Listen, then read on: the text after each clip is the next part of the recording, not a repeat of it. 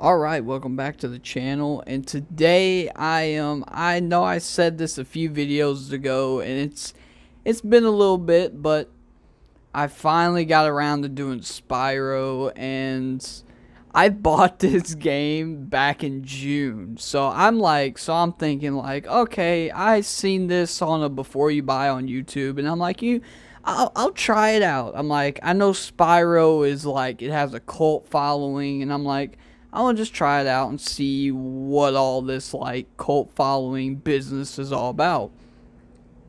I want to tell you this, I never played the original version, so this is my first entry into Spyro ever, was the Reignited Trilogy. This is all I've played of Spyro. I never played him in Skylanders, I never played him in his old games. I wasn't that big into gaming to the point where I wanted to play it.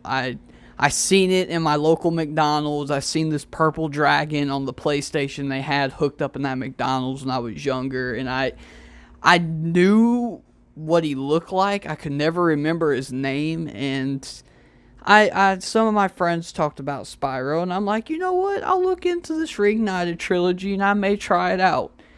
And I love this, dude. It is so like, it's one of those things. Like, if you like these platformer type games, and just mind you, this game is strictly a collectathon, dude. I don't even know how you like the right name to say that. Like, pretty much you're just collecting stuff.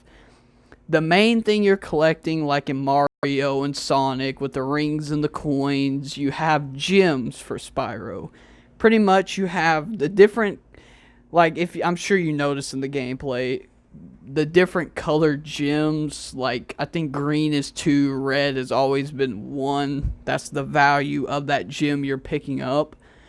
And it's really cool. This is a really cool concept, and I just kind of want to talk about my experience playing this game. I kind of want to do like a passion review. That's probably what I'll call it, a fucking passion review. I don't know, because this is just something I'll remember for a long time, because you don't really get these things in gaming where you play something and there's just something about the game that sticks with you for so long. Like, you'll remember it. Like, this is gonna be like, each game in the Reignited trilogy, the first game is very simple. It's very simple concept. You defeat Nasty Nork, and you pretty much, you free all the dragons, you collect all the eggs, and you collect all the gems. Very simple concept. The other games kind of get more advanced. Not really. They kind of change up the gameplay and all of that, but this is very simple, straight to the point. You can dive right into it. The first game's very simple to understand. There's just one thing that's difficult with Spyro games, and there's a lot of hidden places in the levels. There's a lot of hidden places, okay? There's like, what is it? Like, you'll see in the gameplay, there's one part in the world where, like, there's this, you're on this beach, and you're pretty much just like, you wouldn't know it's there unless you find it. Because I'll be honest with you, I replayed this level so many times. It's not the level you're watching now. You'll see it later on in the gameplay. But it is definitely like, you wouldn't know it's there unless you either see it from a specific angle, or you accidentally fall off the side of the map and you land on this beach. Like, that's the only way to find this. And forever I was like stuck on this level, and that's when I found out that these Spyro levels get kind of tricky because they're very linear. Like, they have a very linear path, and when you get to the return to home area, the linear part of the level's done after that. It's on you to explore the rest of the area, the rest of the map. And what's crazy about it, it's such like a simple design, yet so like big in a way. I don't even know how to explain it. Like, there's just like, there's parts in the level you wouldn't even think you're allowed to go to, and you just glide over there and you get to them. I think I think it was actually in the first game. It was in the swamp level. You were able to glide to this one area, and I didn't even think you could glide there from that point, but I did, which I'll be honest with you, this game is worth it. Like, actually games, because technically it's three, it's a trilogy, but just, I would just say this. If you like collecting stuff in games, think about this game when you're trying to buy something like that.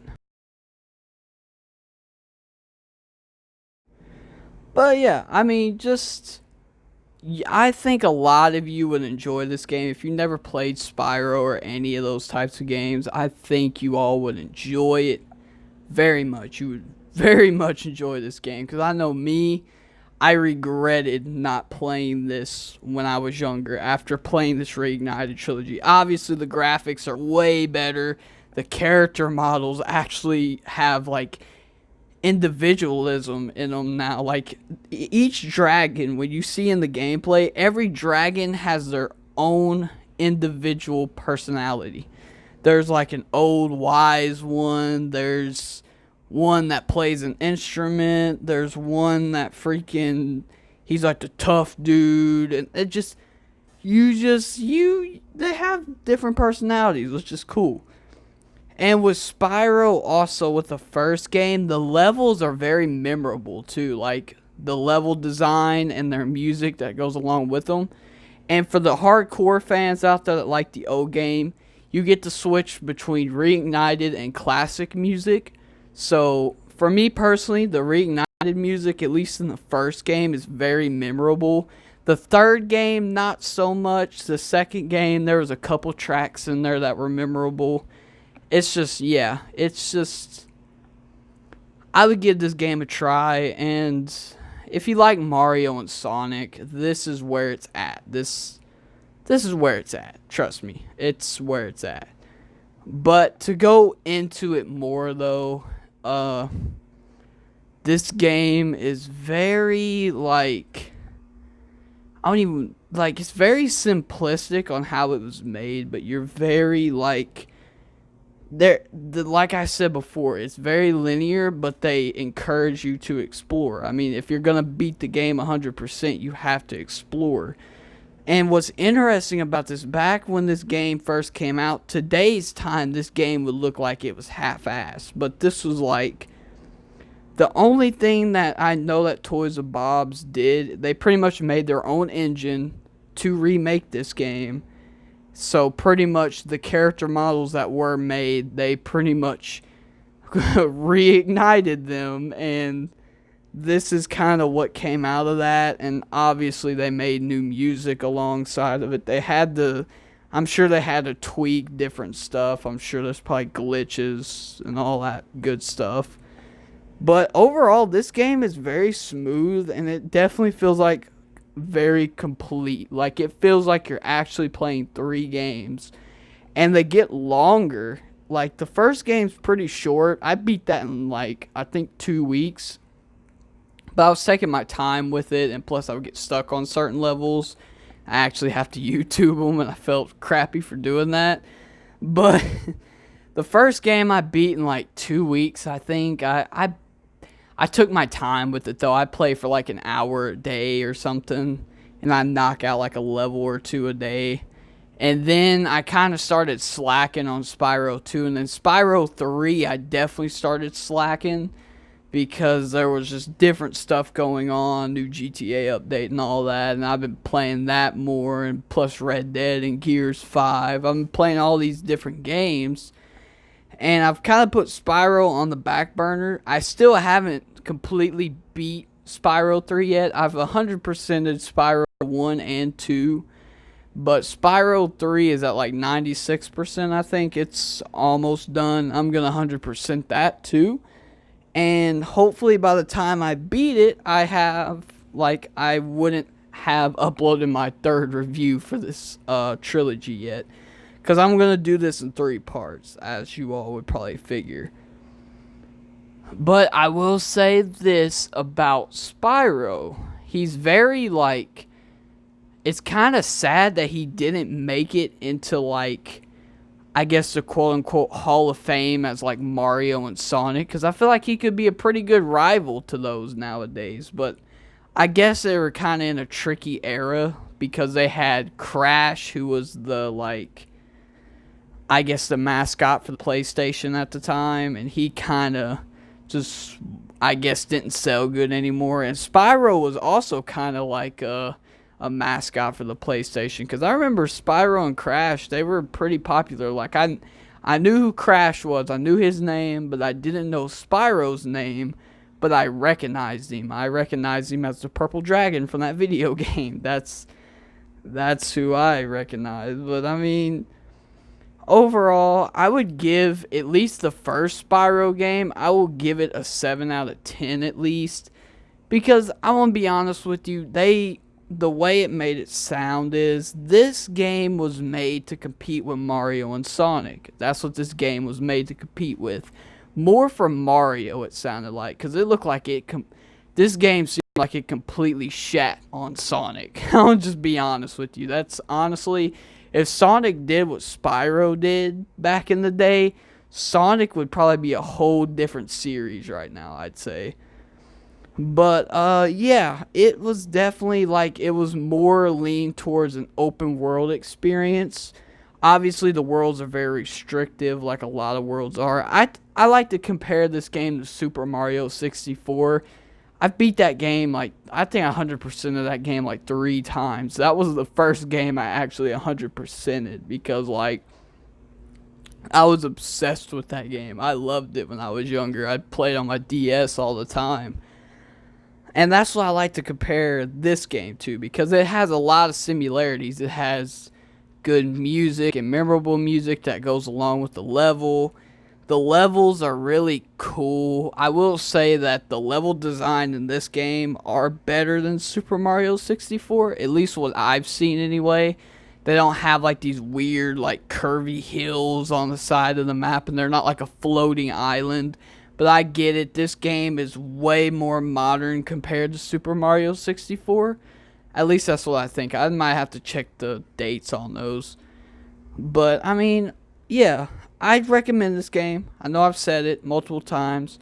Give it a 7 out of 10. And just to wrap up my thoughts about the first game is that pretty much this is just the foundation of what the Spyro games are going to be built upon. And once we get to the second game, you'll kind of understand. And I kind of play with the mechanics in the first game like how I played in the second and third game, because once you play the second and third game, it's kind of hard to go back to the first game. I mean, for me, I was scared that they were going to make it too much, like, in a different direction compared to Spyro 1, because Spyro 1, when you first play it, you're like, it's so simple and addicting and fun. And you play the second one and you're like, I'm so glad that they kind of changed up the gameplay and all of that. And then you get to Spyro 3 and then you're like, okay, they're doing it right. They're fine. They're fine. They made it right. And keep in mind, when you're watching this, I have never played Spyro before the Reignited Trilogy, so I did not know really to expect. So I kind of went in blind. I watched a few, like, Spyro facts on YouTube. Call me cringe, I know, but we all have done it at least once. Come on now. We've all done it at least once. We've looked up facts about something on the internet, whether it's YouTube or Google, Bing, whatever you use. But, yeah, I'm just gonna say it, guys. Just check this game out. Try it out. Watch videos about it. Just show people that you like it. And, yeah, I know I like it. I hope you all like it. This game's very addicting. And, like, at least when you first play it. Maybe if you played it in the past and you come to Reignited Trilogy, maybe it's not as addicting. But I know when I played it, I felt like a little kid again. Literally. It was so addicting. There was a lot of vibrant colors, and I'm a sucker for vibrant colors, because, like, I've been playing Call of Duty and all that for years. I've been playing like the down and dirty, like, apocalyptic okay, I can't say that word. You know what word I'm trying to say? Like very like death and destruction and all that stuff. Like it's just very down and dirty with everything, and I'm just over here like when Fortnite came out, for example. This probably has the closest resembled graphics to Fortnite, honestly. When Fortnite came out, that like the graphics for that game were refreshing because it was a shooter game that wasn't like it didn't rely on dark tones to carry it. It was something completely different, which is down for me. I recommend this game. Go out and buy it. Check it out. Like the video, comment, subscribe, all that. I'll catch y'all later. Deuces.